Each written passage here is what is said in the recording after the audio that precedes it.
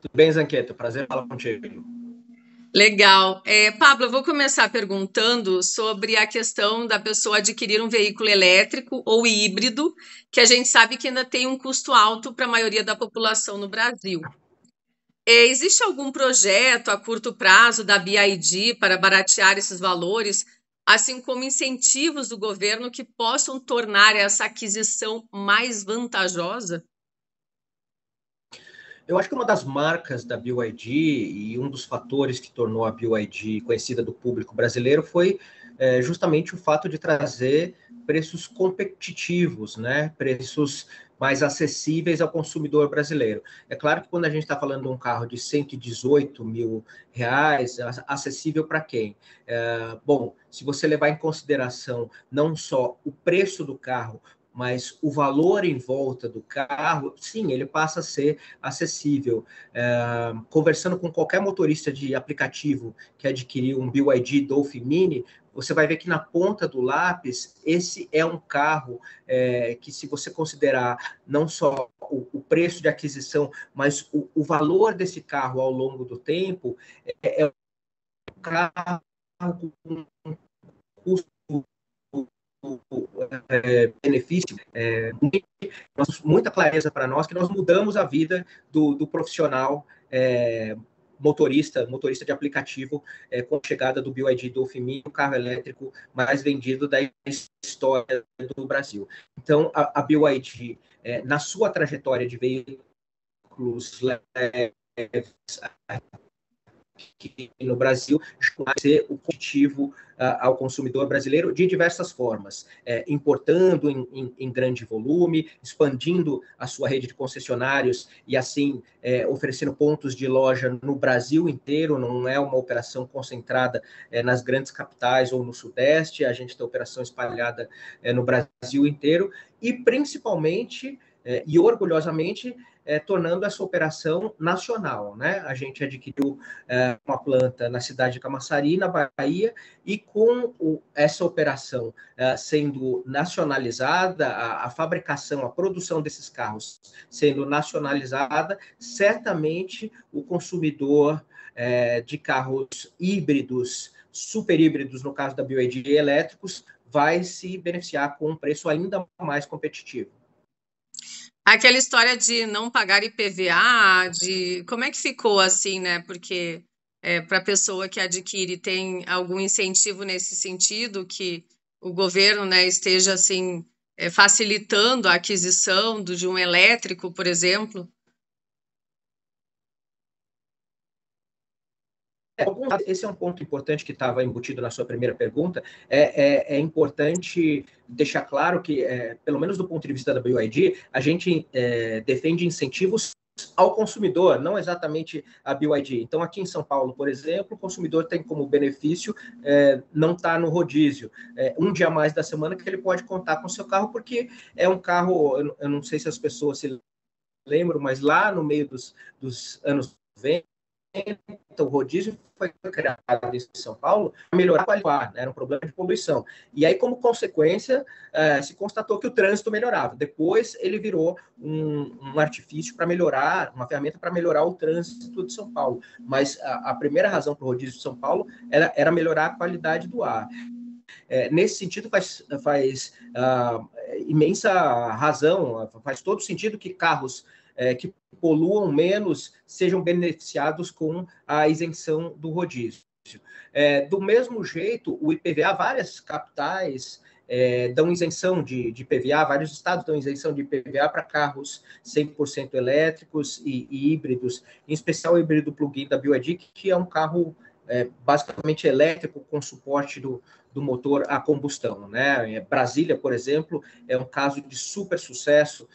O Distrito Federal, você tem isenção total de IPVA, alguns estados dão desconto. Então, vários governos entendem que para a gente buscar um futuro verde, para a gente ter uma frota cada vez menos poluente, com menos emissão de carbono, você precisa dar algum tipo de incentivo, em especial um incentivo tributário. Os incentivos às vezes eles chegam e depois eles são retirados, né? Mas ainda bem que ainda existem. E em relação à autonomia das baterias de um carro elétrico, Pablo, porque ainda é algo que gera dúvidas, sobretudo em quem precisa percorrer longos trajetos, ficando refém dos postos de abastecimento. Atualmente, o que já se tem em termos de avanço nessa tecnologia das baterias? Zanqueta, a BYD nasceu como uma empresa de bateria. Ela nasceu pelas mãos de um químico chinês chamado Wang Shunfu, especialista em baterias.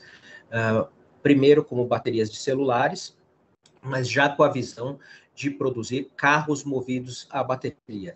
Então, dentro do imenso portfólio de produtos da BYD, que vai de componentes para smartphones, a painéis solares, ônibus, veículos pesados movidos a bateria, a tecnologia é o core, é o coração do negócio da BYD. A BYD desenvolveu a revolucionária bateria Blade, que é tida como a bateria mais confiável e mais segura do mundo. A gente já tem na China carros chegando a 1.500.000 quilômetros com a mesma bateria. Aqui no Brasil essa operação é nova, então a China é a nossa referência. Todos os nossos carros aqui no Brasil, quer seja elétrico, quer seja super híbrido, saem da concessionária com 8 anos de garantia, o que não quer dizer que a bateria tenha 8 anos de vida. A bateria tem 8 anos de garantia. Terminado a vida da bateria no carro, lembrando, na China está chegando a 1.500.000 quilômetros. Obviamente que a gente está falando de um determinado uso, de um determinado jeito de dirigir, que varia de condutor para condutor. Depois dessa vida no carro, é uma bateria feita em lâminas. Essas lâminas podem ter outra utilização, eventualmente num veículo melhor, numa empilhadeira, que exija menos potência dessa bateria. E uma terceira vida em painéis solares, por exemplo. O nosso cálculo é que uma bateria da BYD dure 30 anos e, ao fim dessa vida da bateria, ela ainda pode ter seus componentes, 99% dos seus componentes recicláveis. Então, a gente tem muita segurança e transmite isso com muita segurança e confiança para o consumidor brasileiro de que a durabilidade da nossa bateria é de décadas, né? Principalmente na cadeira onde eu estou sentado, é importante transmitir isso ao consumidor brasileiro. Com relação à autonomia e às distâncias, a gente acredita que o Brasil, por ser um país continental, vai reproduzir o que se vê na China, né? Então, se o uso é urbano e o brasileiro circula em média 37 quilômetros por dia, a recomendação é de um carro elétrico com zero emissão de carbono, principalmente se você tiver a possibilidade de um carregador residencial, né? E se o seu uso inclui grandes distâncias, a nossa recomendação é de um super híbrido BYD, um carro híbrido em que você mescle a direção elétrica com a direção a combustão. Um ponto importante aqui é que a BYD já apresentou um protótipo e está desenvolvendo um motor híbrido flex, ou seja, a etanol e a eletricidade, o que no fim do dia é também um motor 100%, uma mobilidade 100% limpa. Mas qual seria essa autonomia da longa distância, assim, em termos de quilometragem, para uma pessoa fazer uma viagem? Hoje já chega a 1.200 quilômetros. No tanque a combustão você tem o quê? 500, 600 quilômetros. No diesel um pouco mais, mas poluindo muito mais. Num carro híbrido, super híbrido BYD, você pode ter até 1.200 quilômetros combinando 100% de bateria e tanque cheio. 1.200 quilômetros, tá bom. Bom, quando uma pessoa ela escolhe por um veículo elétrico ou híbrido, ela contribui de certa forma para uma redução na emissão de gases poluentes causadores de efeito estufa, que é o que a gente vem falando.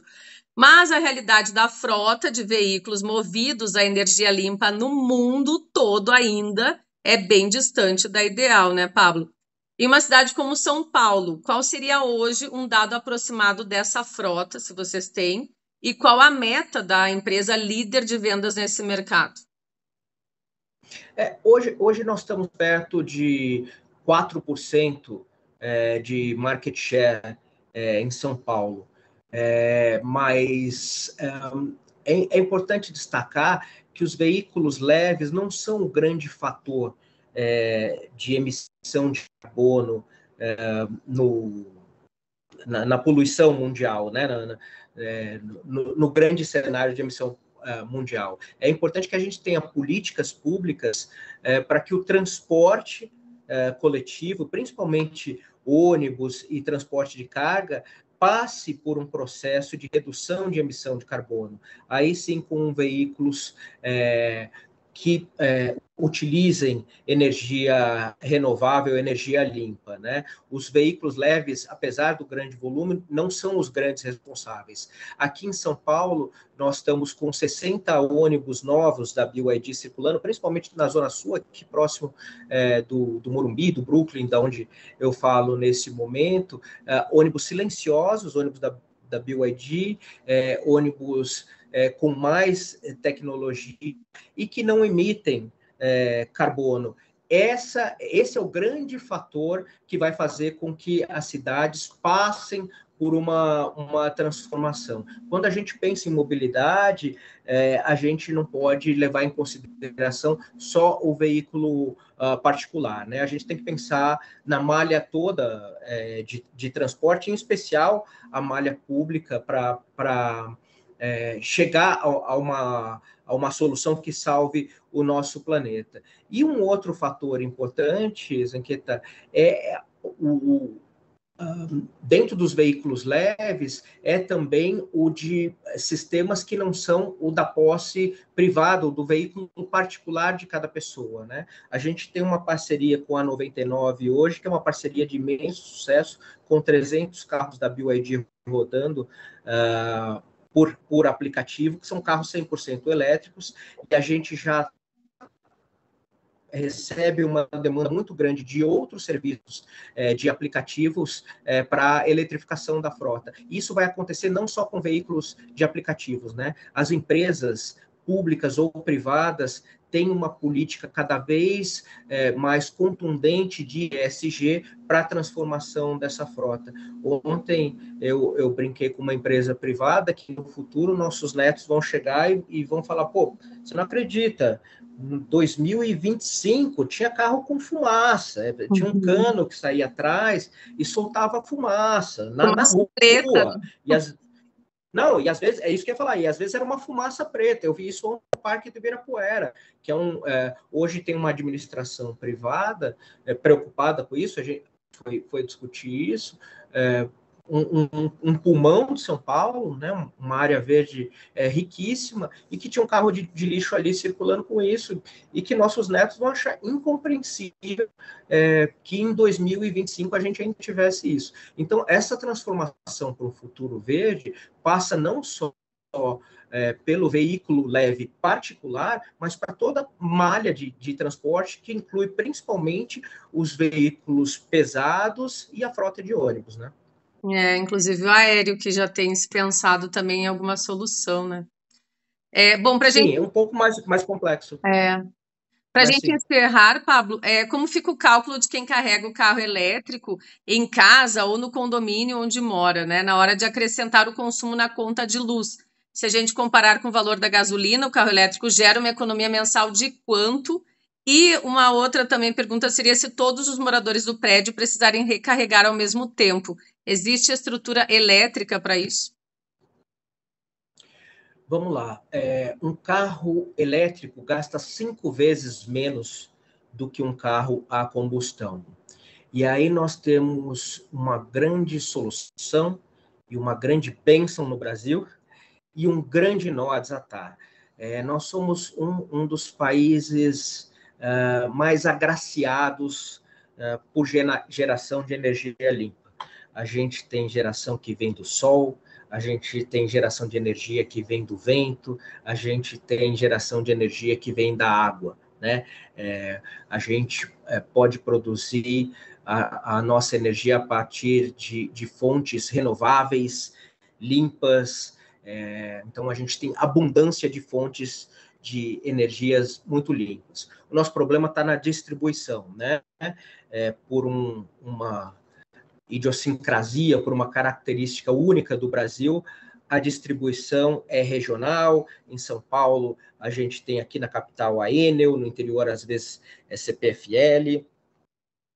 Ontem choveu aqui em São Paulo, a gente tem a dificuldade com árvores centenárias, numa cidade que não tem uma permeabilidade suficiente para dar vazão para toda essa água. Cai a árvore, acaba a luz, a gente vive um inferno como paulistano aqui, e isso deriva muitas vezes do processo de distribuição de energia. Então, embora a gente produza muita energia, a distribuição é um nó que a gente tem que desatar para que a eletromobilidade seja plena.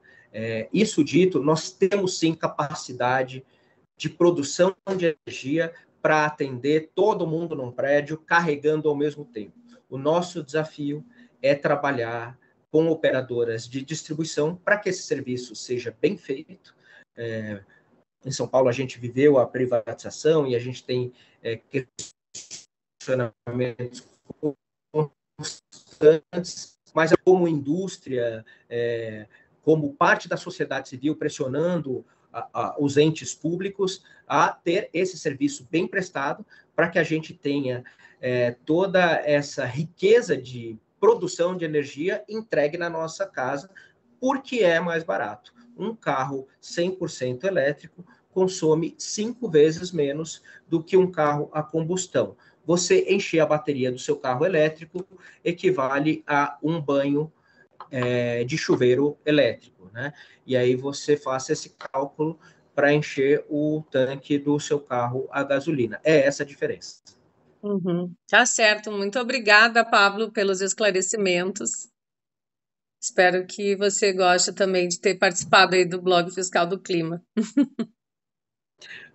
Um prazer conversar contigo e com o seu público, Zaqueta.